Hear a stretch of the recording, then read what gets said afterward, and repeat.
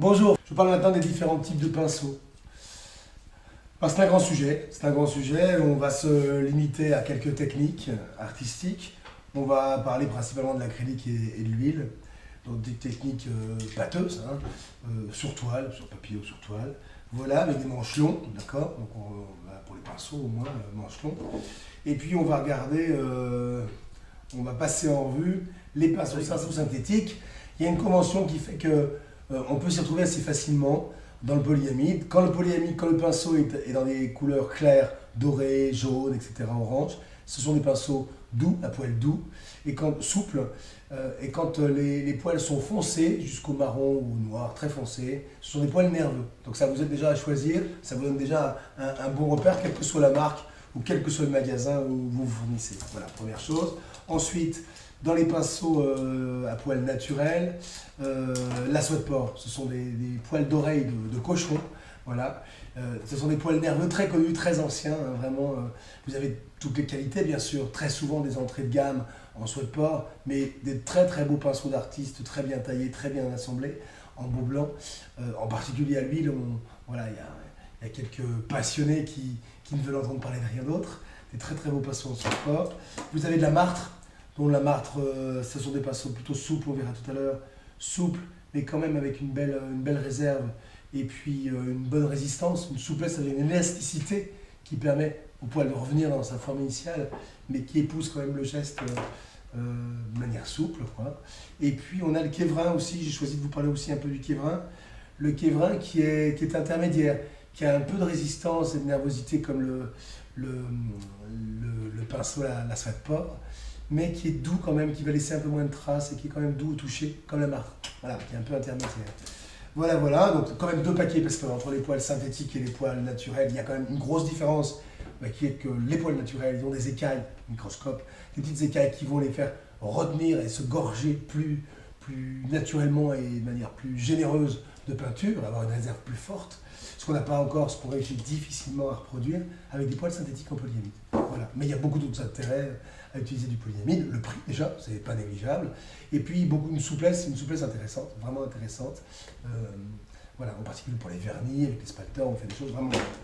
Voilà, pour les généralités, je ne couvre pas l'ensemble du périmètre des pinceaux, je reste vraiment dans tout ce que nous consommons habituellement, nous et nos clients, voilà, 90% des cas.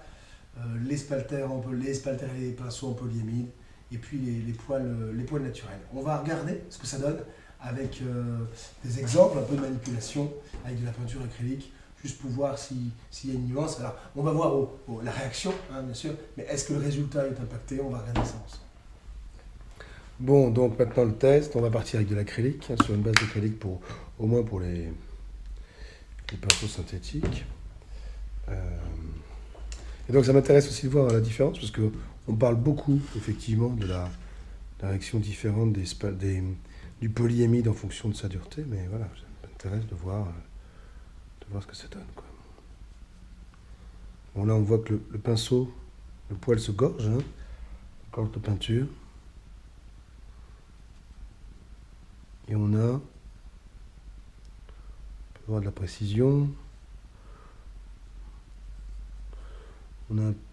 Voilà, c'est un peu mou, mais ça va bien.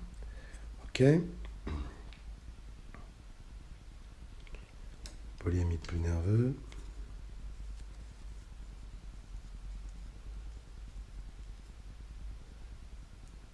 Voilà, il garde quand même plus sa forme.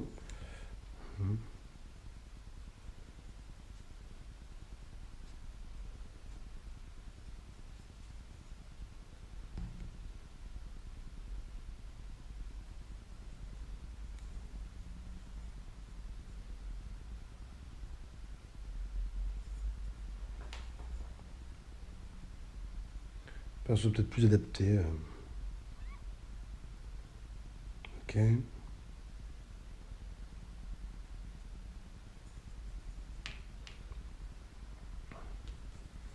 Si on prend un spalter nerveux, on voit qu'on peut brosser, vous voyez, on peut gratter, brosser, faire réapparaître du blanc. Et cette trace-là, on l'a difficilement avec un spalter plus souple.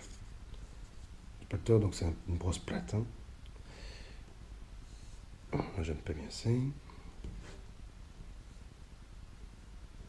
vous voyez, ça, c'est vraiment un applicateur de peinture, le spalter souple. Et on voit qu'avec le spalter nerveux, on a quand même une réaction différente. Vous l'entendez, hein? Voilà, donc là, il y a une vraie différence notable. Je l'ai moins senti quand même sur les lettres.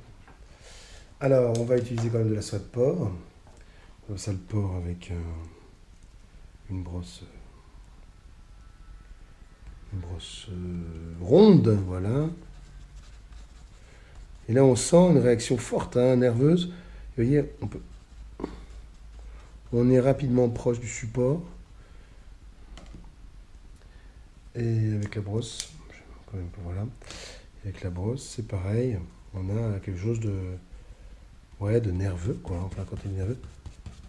Donc, on a d'abord un tracé qui est plus nerveux, et surtout la capacité à tirer, étaler, à tirer la peinture, à la sculpter un peu plus. Voilà. Donc là, il y a bien des belles différences entre les différents. Je vais quand même rapidement tester. Alors ça se fait rarement, hein, mais il y a quand même quelques clients qui utilisent de la martre à l'acrylique pour avoir une souplesse, cette souplesse vraiment extrême, que j'apprécie assez peu moi. Hein. Voilà. Et ici on a très vite le pinceau qui réagit plus parce qu'il est...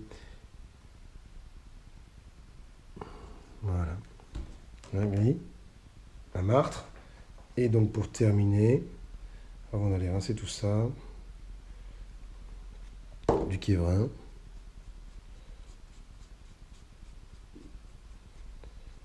Qui a des caractéristiques plus nerveuses. On voit bien qu'on est capable de travailler plus dans l'épaisseur qu'avec la martre. Voilà, mais c'est quand même à proscrire, hein. On est plutôt dans le domaine de l'huile.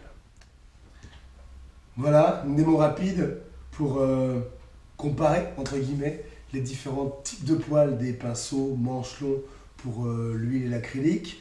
On a fait le test à l'acrylique, je suis allé jusqu'à utiliser de la martre et du Kievrin à l'acrylique. C'est pas recommandé, hein. Il vaut mieux, pour les poils naturels, la soie de porc supporte un peu tout, mais pour les poils naturels, il vaut mieux travailler avec de l'huile, parce que rien que l'huile qui est contenue dans la peinture, le médium de la peinture, enrichit et nourrit les poils. Hein. L'acrylique, c'est quand même quelque chose d'assez agressif, et au nettoyage, on va de nouveau agresser le poil en le nettoyant à l'eau tiède avec de l'eau savonneuse, etc.